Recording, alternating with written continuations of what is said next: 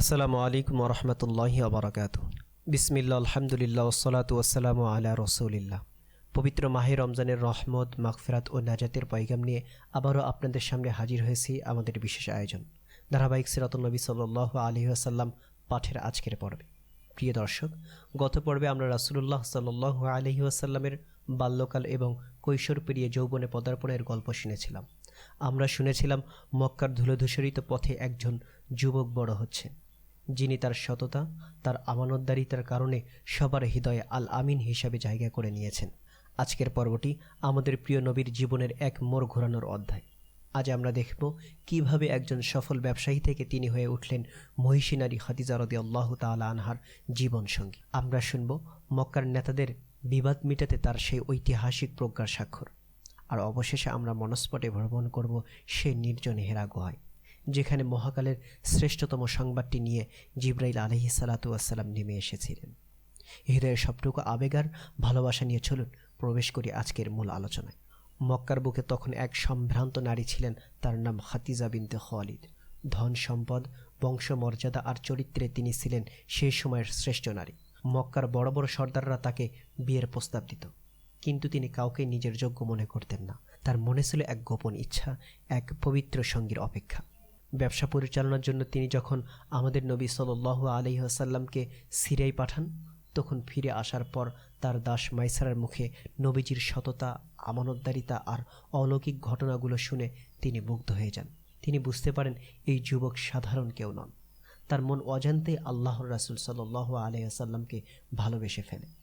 বইয়ের পাতায় বর্ণিত আছে, বিবি খাদিজা তার বান্ধবী নাফিজা বিনতে মুনাব্বিহের মাধ্যমে নবীজির কাছে বিবাহর প্রস্তাব পাঠান। চিন্তা করুন, মক্কার কুরাইশ যুবকরা যার একটু সুদৃষ্টির জন্য ব্যাকুল, সেই মহিষী নারী নিজে থেকে প্রস্তাব পাঠালেন আবদুল্লাহর এতিম পুত্র, নিঃস্ব কিন্তু পরম সততার পথিক মুহাম্মদ সাল্লাল্লাহু আলাইহি ওয়াসাল্লামের কাছে। নবীজি সাল্লাল্লাহু আলাইহি ওয়াসাল্লাম তার চাচাদের সাথে পরামর্শ করলেন। চাচা আবু তালিব এবং অন্যরা সানন্দে রাজি হলেন। এরপর এক শুভক্ষণে বনি হাশিম এবং মুদার গোত্রের বিশিষ্ট ব্যক্তিদের উপস্থিতিতে এই ঐতিহাসিক বিয়ে সম্পন্ন হলো। নবীজি সাল্লাল্লাহু আলাইহি ওয়াসাল্লাম মোহরানা হিসাবে 20টি উট প্রদান করলেন। তখন নবীজি সাল্লাল্লাহু আলাইহি ওয়াসাল্লামের বয়স ছিল 25 বছর, আর বিবি খাদিজা রাদিয়াল্লাহু তাআলা আনহার বয়স ছিল 40 বছর। এটি ছিল রাসূলুল্লাহ সাল্লাল্লাহু আলাইহি ওয়াসাল্লাম এর জীবনের প্রথম বিয়ে, এবং আম্মাজান খাদিজা রাদিয়াল্লাহু তাআলা আনহা বেঁচে থাকা অবস্থায় তিনি আর কোনো বিয়ে করেননি।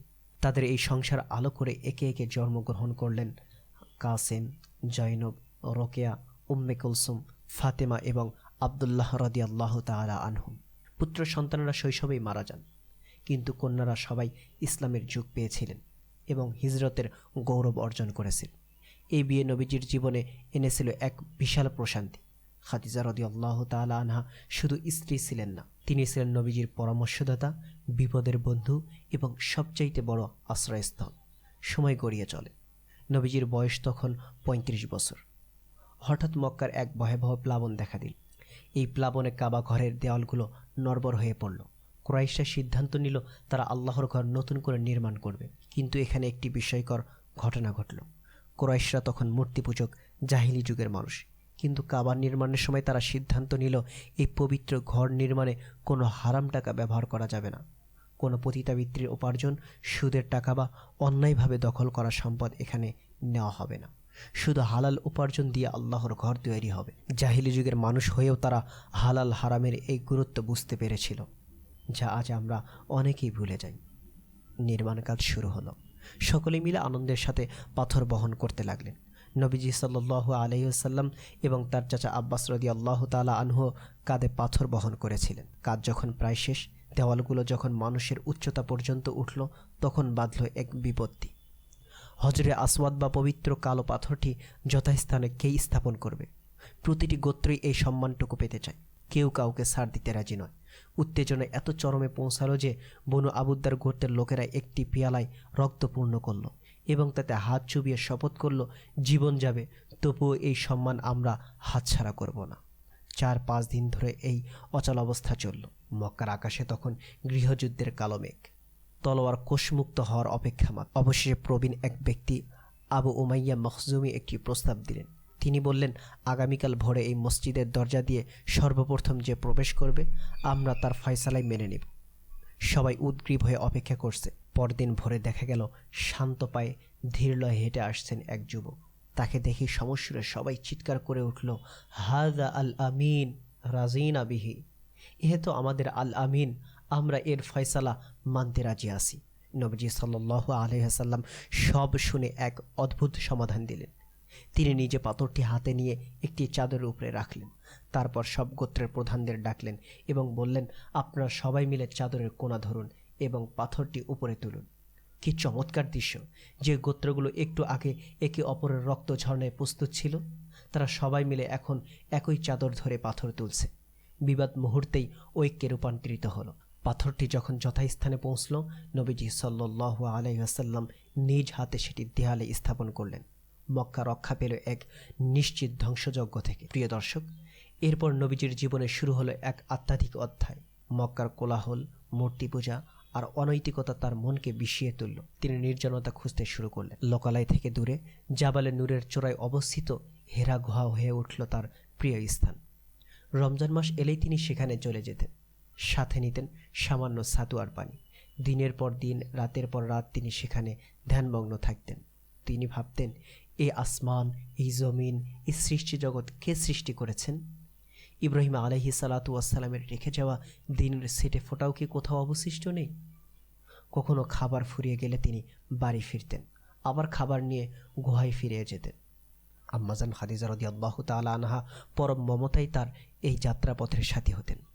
নবীজি সাল্লাল্লাহু আলাইহি ওয়াসাল্লামের বয়স যখন 40-এর কোঠায়, তখন তিনি সত্য স্বপ্নের মাধ্যমে ওহীর পূর্বাভাস পেতে শুরু করলেন। তিনি যা স্বপ্ন দেখতেন, ভোরের আলোর মতো তা বাস্তবে প্রতিফলিত হতো। এমনকি তিনি যখন রাস্তা দিয়ে হাঁটতেন, মক্কার পাথর আর গাছপালা তাকে সালাম দিত, আসসালামু আলাইকা ইয়া রাসূলুল্লাহ। তিনি ফিরে তাকাতেন, কিন্তু গাছ আর পাথর ছাড়া কিছুই দেখতেন না। আল্লাহ তাআলা এভাবেই তাকে মানসিকভাবে প্রস্তুত করছিলেন এক মহান দায়িত্বের জন্য। অবশেষে সেই রাত এলো, ইতিহাসের মোড় ঘুরিয়ে দেওয়া সেই রজনী। সেটি ছিল রমজান মাসের শেষ ভাগের এক রাত, মতান্তরে 21শে রমজান সোমবার। নবীজি সাল্লাল্লাহু আলাইহি ওয়াসাল্লাম হীরা গুহায় গভীর ধ্যানে মগ্ন ছিলেন। রাতের নিস্তব্ধতা ভেঙে হঠাৎ গুহার ভিতরে আবির্ভূত হলেন ফেরেশতা জিবরাইল আলাইহিস সালাতু ওয়াসসালাম। এটি কোনো স্বপ্ন ছিল না। ফেরেশতা এসে নবীজিকে বললেন, পড়ুন। নবীজি সাল্লাল্লাহু আলাইহি ওয়াসাল্লাম ভীত সন্ত্রস্ত হয়ে বললেন, আমি তো পড়তে জানি না। জিবরাইল আলাইহিস সালাতু ওয়াসসালাম তখন নবীজিকে জড়িয়ে ধরলেন, এত জোরে চাপ দিলেন যে নবীজি সাল্লাল্লাহু আলাইহি ওয়াসাল্লাম মনে করলেন তার প্রাণ বেরিয়ে যাবে। তারপর ছেড়ে দিয়ে আবার বললেন, পড়ুন। নবীজি আবারও বললেন, আমি পড়তে জানি না। ফেরেশতা দ্বিতীয়বার তাকে বুকে জড়িয়ে ধরে চাপ দিলেন এবং ছেড়ে দিয়ে বললেন, পড়ুন। তৃতীয়বারও একই ঘটনা ঘটল। নবীজি সাল্লাল্লাহু আলাইহি ওয়াসাল্লামের সমস্ত শক্তি যেন নিংড়ে নেওয়া হলো। এরপর জিবরাইল আলাইহিস সালাতু ওয়াসসালাম আবৃত্তি করলেন সেই ঐতিহাসিক আয়াতগুলো, ইকরা বিসমি রাব্বিকাল্লাযী খালাক। পড়ুন আপনার প্রভুর নামে, যিনি সৃষ্টি করেছেন মানুষকে জমাট রক্তপিণ্ড থেকে। নবীজি সাল্লাল্লাহু আলাইহি ওয়াসাল্লাম এই আয়াতগুলো ধারণ করলেন। তার হৃদয়ে গেঁথে গেল আল্লাহর বাণী। কিন্তু এই অলৌকিক ঘটনায় তিনি এতটাই ভীত হয়ে পড়লেন, তার শরীর কাঁপছিল, হৃদয় স্পন্দন বেড়ে গিয়েছিল দ্বিগুণ। কম্পমান হৃদয় নবীজি সাল্লাল্লাহু আলাইহি ওয়াসাল্লাম গুহা থেকে নেমে দ্রুত বাড়ির দিকে ছুটলেন। ঘরে প্রবেশ করে তিনি খাদিজা রাদিয়াল্লাহু তাআলা আনহাকে বললেন, জাম্মিলুনি জাম্মিলুনি, আমাকে চাদর দিয়ে ঢেকে দাও, আমাকে চাদর দিয়ে ঢেকে দাও। বিবি খাদিজা রাদিয়াল্লাহু তাআলা আনহা তাকে কম্বল দিয়ে জড়িয়ে ধরলেন। কিছুক্ষণ পর তার ভয় কিছুটা কমল। তিনি খাদিজা রাদিয়াল্লাহু তাআলা আনহাকে সব খুলে বললেন। তিনি বললেন, হে খাদিজা, আমার কি হলো? আমি আমার জীবনের আশঙ্কা করছি। এমন মুহূর্তে একজন স্ত্রীর ভূমিকা কি হতে পারে তা আম্মাজান খাদিজা রাদিয়াল্লাহু তাআলা আনহা আমাদের শিখিয়ে গেছেন। তিনি নবীজিকে সাহস দিয়ে বললেন, কখনো না, আল্লাহর শপথ, আল্লাহ আপনাকে কখনোই অপদস্থ করবেন না। আপনি তো আত্মীয় স্বজনের হক আদায় করেন, দুস্থদের সাহায্য করেন, মেহমানদারি করেন এবং সত্যের পথে থাকেন। কি অপূর্ব সান্ত্বনা! এরপর খাদিজা রাদিয়াল্লাহু তাআলা আনহা নবীজিকে নিয়ে গেলেন তার চাচাতো ভাই ওয়ারাকা বিন নাফেলের কাছে। ওয়ারাকা ছিলেন বৃদ্ধ এবং অন্ধ। তিনি তাওরাত ও ইনজিল কিতাবের পণ্ডিত ছিলেন। সব শুনে ওয়ারাকা যা বললেন তা ছিল চমকপ্রদ। তিনি বললেন, ইনি তো সেই নামুস জিব্রাহিল যাকে আল্লাহ মুসা আলাইহিস সালাতু আসসালামের কাছে পাঠিয়েছিলেন। আফসোস, আমি যদি সেই দিন যুবক থাকতাম যেদিন তোমার জাতি তোমাকে দেশ থেকে বের করে দিবে। নবীজি সাল্লাল্লাহু আলাইহি ওয়াসাল্লাম অবাক হয়ে জিজ্ঞাসা করলেন, তারা কি আমাকে বের করে দিবে? ওয়ারাকা বললেন, আহা, যখনই কোনো ব্যক্তি তোমার মতো সত্য নিয়ে এসেছে, দুনিয়া তার শত্রু হয়ে গিয়েছে। ওয়ারাকার এই কথাগুলো ছিল আগাম সতর্কবার্তা। নবীজি সাল্লাল্লাহু আলাইহি ওয়াসাল্লাম বুঝতে পারলেন সামনে এক কঠিন পথ তার জন্য অপেক্ষা করছেন। প্রথম ওহির পর কিছুদিন ওহি আসা বন্ধ রইল। একে বলা হয় ফাতরাতুল ওহি। নবীজি সাল্লাল্লাহু আলাইহি ওয়াসাল্লাম খুব বিষণ্ণ হয়ে পড়লেন। তিনি পাহাড়ের চূড়ায় ঘুরতেন, ব্যাকুল হয়ে অপেক্ষা করতেন আবার সেই বাণীর জন্য। একদিন তিনি পথ চলছিলেন, হঠাৎ আকাশ থেকে আওয়াজ শুনতে পেল। উপর দিকে তাকিয়ে দেখলেন হেরা গুহায় আসা সেই ফেরেশতা আসমান ও জমিনের মাঝে একটি চেয়ারে বসে আছেন। ভয় নবীজি সাল্লাল্লাহু আলাইহি ওয়াসাল্লামের শরীর আবার কেঁপে উঠল। তিনি দ্রুত বাড়িতে গিয়ে আবারও বললেন, আমাকে কম্বল দিয়ে ঢেকে দাও। তখনই নাজিল হলো সূরা আল মুদ্দাসসিরের আয়াত, ইয়া আইয়ুহাল মুদ্দাসসির কুম ফাআনযির ওয়া রাব্বাকা ফাকাব্বির। হে চাদরাবৃত ব্যক্তি, উঠুন এবং সতর্ক করুন, আপনার রবের শ্রেষ্ঠত্ব ঘোষণা করুন। ব্যাস, ধ্যানের কাল শেষ হলো, এবার কর্মের পালা। আল্লাহ তাআলা তাকে নির্দেশ দিলেন, এবার আর গুহার নির্জনতা নয়, এবার মানুষের মাঝে গিয়ে সত্যের দাওয়াত পৌঁছে দিতে হবে। ঘুম এবং আরাম বিদায় জানিয়ে নবী সাল্লাল্লাহু আলাইহি ওয়াসাল্লাম মানবতার মুক্তির জন্য কোমর বেঁধে ময়দানে নামলেন। প্রিয় দর্শক, আজকের এই আলোচনা থেকে আমাদের জীবনের জন্য কিছু গুরুত্বপূর্ণ শিক্ষা আমরা নিতে পারি। কুরাইশরা মূর্তি পূজক হলেও তারা কাবা নির্মাণে হারাম টাকা ব্যবহার করেনি, আর আমরা মুসলমান হয়েও আজ হালাল হারামের তোয়াক্কা করি না। আমাদের ইবাদত কবুল হওয়ার পূর্ব শর্ত হলো হালাল রিজিক। হজরে আসওয়াদ স্থাপনের ঘটনা নবীজি সাল্লাল্লাহু আলাইহি ওয়াসাল্লাম যে বিচক্ষণতা দেখিয়েছেন তা আমাদের শেখায় গায়ের জোরের চেয়ে বুদ্ধিমত্তা দিয়ে বড় বড় বিবাদ মেটানো সম্ভব। সমাজকে ঐক্যবদ্ধ রাখাই হলো প্রকৃত নেতার কাজ। আম্মা জান খাদিজা রাদিয়াল্লাহু তাআলা আনহা নবীজিকে যেভাবে মানসিক সাপোর্ট দিয়েছেন তা প্রতিটি মুসলিম দাম্পত্যের জন্য অনুকরণীয়। স্বামীর বিপদে স্ত্রীর সান্ত্বনা যে কত বড় শক্তি হতে পারে তা আমরা এখান থেকে শিখি। নবীজি হেরা গুহায় ধ্যানমগ্ন থাকতেন।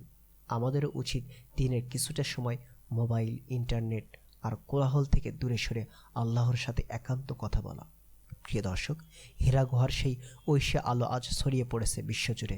নবীজি সাল্লাল্লাহু আলাইহি ওয়াসাল্লাম পেয়েছেন নবুয়তের মহান দায়ী, কিন্তু এরপর কি হলো? আত্মীয় স্বজনরা কি তার এই দাওয়াত মেনে নিয়েছিল? মক্কার লোকেরা যারা তাকে আল আমিন বলে মাথায় তুলে রাখত, তারা কেন তার প্রাণের শত্রু হয়ে গেল? সাফা পাহাড়ে দাঁড়িয়ে তিনি যখন মক্কাবাসীকে সর্বপ্রথম প্রকাশ্যে সতর্ক করলেন, তখন কি ঘটেছিল সেখানে? ইনশাআল্লাহ আগামী পর্বে আমরা শুনব ইসলামের দাওয়াত গোপনে কিভাবে ছড়িয়ে পড়তে লাগলো এবং প্রকাশ্যে দাওয়াত দেওয়ার পর নবীজির উপর নেমে আসা অমানবিক নির্যাতনের লোমহর্ষক সব কাহিনী।